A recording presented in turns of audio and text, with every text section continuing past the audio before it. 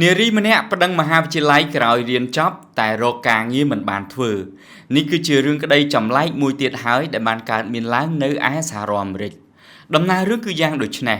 នៅឆ្នាំ2005ទីណា Thompson វ័យ23ឆ្នាំបានប្រទះឃើញការផ្សព្វផ្សាយនៅលើគេហទំព័ររបស់មហាវិទ្យាល័យ Monroe ក្នុងទីក្រុង New York ដោយបានបញ្ជាក់អំពីគុណសម្បត្តិរបស់មហាវិទ្យាល័យរបស់ខ្លួនដោយក្នុងនោះនាងបានឃើញ3ចំណុចដែលទាក់ទាញឲ្យនាងសម្រេចចិត្តចុះឈ្មោះសិក្សានៅទីនោះទី1គឺសាលាមានការិយាល័យជំរុញការងារទី2សាលានឹងជួយណែនាំជួយរៀបចំសរសេរប្រវត្តិរូបឬក៏យើងហៅថា CV និងបញ្ជូននិស្សិតទៅសម្ភាសន៍នៅក្រុមហ៊ុនធំៗសម្រាប់ឱកាសការងារចំណុចមួយទៀតគឺនិស្សិតដែលរៀនចប់ពីសាលានេះមានអត្រាមានការងារធ្វើខ្ពស់ហេតុដូច្នេះហើយទើបទ្រីណាសម្រាប់ចិត្តចុះឈ្មោះរៀនបរិញ្ញាបត្រជំនាញព័ត៌មានវិទ្យានៅមហាវិទ្យាល័យនេះដោយចំណាយប្រាក់ចំនួន$70,000សម្រាប់ការសិក្សារយៈពេល4ឆ្នាំដោយប្រាក់មួយចំនួនគឺជាប្រាក់ដែលនាងសន្សំហើយប្រាក់មួយចំនួនទៀតគឺជាប្រាក់ដែលនាងខ្ចីសម្រាប់បង្គ្រប់ការសិក្សាការរំពឹងទុកនៅខែមេសាឆ្នាំ2009ទ្រីណាបានបញ្ចប់ការសិក្សាដោយជោគជ័យហើយទទួលបានបរិញ្ញាបត្រព័ត៌មានវិទ្យាពីមហាវិទ្យាល័យ Monroe មិនបងអង្គយូរទ្រីណាក៏បានរៀបចំ CV ដើរដាក់នៅតាមក្រុមហ៊ុននានាដើម្បីស្វែងរកការងារធ្វើក្រោយដាក់ CV ទៅកាន់ក្រុមហ៊ុនតូចធំជាច្រើនកន្លែងតែជាលទ្ធផលទ្រីណាមិនបានទទួលការទំនាក់ទំនងដើម្បីទៅសម្ភាសពីក្រុមហ៊ុនណាមួយនោះឡើយមកនាងក៏បានទៅពឹងពាក់ការិយាល័យជំរុញការងាររបស់មហាវិទ្យាល័យ Monroe ប៉ុន្តែអ្វីដែលនាងទទួលបាននោះគឺនាងបានបញ្ជាក់ថាត្រឹមតែជាការផ្ដល់ដំបូន្មានធម្មតាមិនទទួលបានការធានាការងារឡើយហើយនាងមានអារម្មណ៍ថាសាលានេះមានការរើសអើងនិងលែងខ្វល់ខ្វាយពីនាងពីព្រោះថានាងបានរៀនចប់បាត់ទៅហើយ3ខែកន្លងផុតទៅការងារក៏គ្មានហើយប្រាក់ខ្ចីគេសម្រាប់បង់ថ្លៃសិក្សាក៏ត្រូវដល់ពេលសងគេទៅវិញនោះក្តីសង្ឃឹមបានប្រែក្លាយទៅជាគំនុំនៅខែកក្កដាឆ្នាំ2009ដោយសារតែតូចចិត្តនិងខឹងសម្បាទ្រីណាបានសម្រេចដាក់ពាក្យបណ្ដឹងទៅតុលាការដើម្បីប្តឹងមហាវិទ្យាល័យ Monroe ជាផ្លូវការក្នុងពាក្យបណ្ដឹងនោះទ្រីណាបានទាមទារសំណងចំនួន$72,000សហរដ្ឋអាមេរិកដែលបែងចែកជា2ចំណុចទី1$70,000សហរដ្ឋអាមេរិកគឺនាងទាមទារសម្រាប់ថ្លៃដែលនាងបានបង់ការសិក្សាត្រឡប់មកវិញ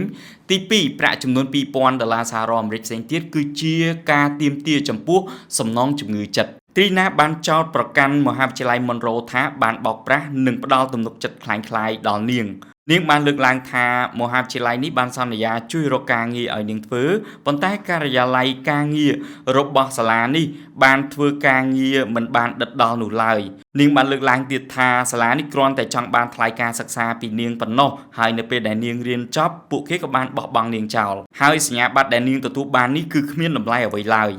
ក្តីមួយនេះបានធ្វើឲ្យមានការភ្ញាក់ផ្អើលទូទាំងសហរដ្ឋអាមេរិកសារព័ត៌មានធំៗដូចជា CNN និង Fox News ក៏បានចុះផ្សាយព្រមព្រៀងផងដែរ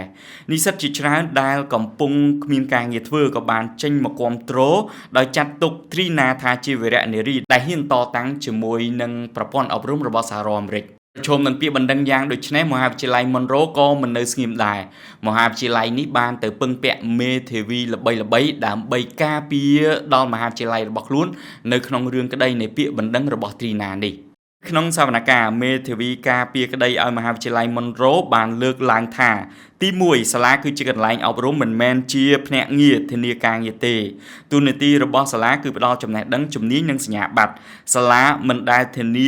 100%ថានិស្សិតគ្រប់រូបត្រូវតែមានការងារធ្វើក្រោយចប់ការសិក្សានោះទេពីព្រោះថាការសម្រេចចិត្តទទួលយកបុគ្គលិកគឺជាសិទ្ធិរបស់ក្រុមហ៊ុនមិនមែនជាការសម្រេចចិត្តរបស់សាលាឡើយ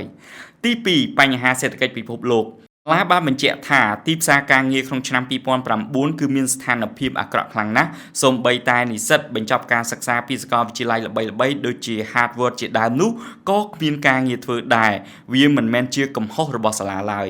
3សាលាបានជួយអស់លទ្ធភាពហើយមេធាវីបានលើកឡើងថារបាយការណ៍របស់សាលាបង្ហាញថា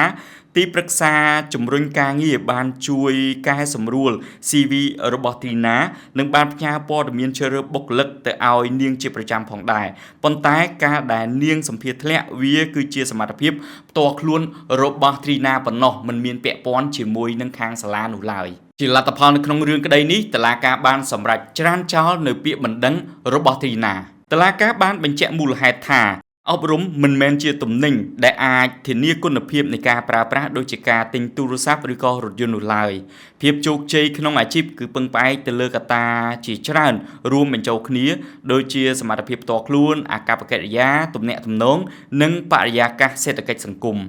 ការបានបញ្ជាក់ទៀតថាការប្តឹងទាមទារយកប្រាក់ថ្លៃសិក្សាត្រឡប់មកវិញរបស់ទ្រីណាគឺពុំមានមូលដ្ឋានផ្លូវច្បាប់ឡើយតុលាការបានបញ្ជាក់ថាប្រសិនបើតុលាការសម្រេចឲ្យទ្រីណាឈ្នះក្តីនោះនិស្សិត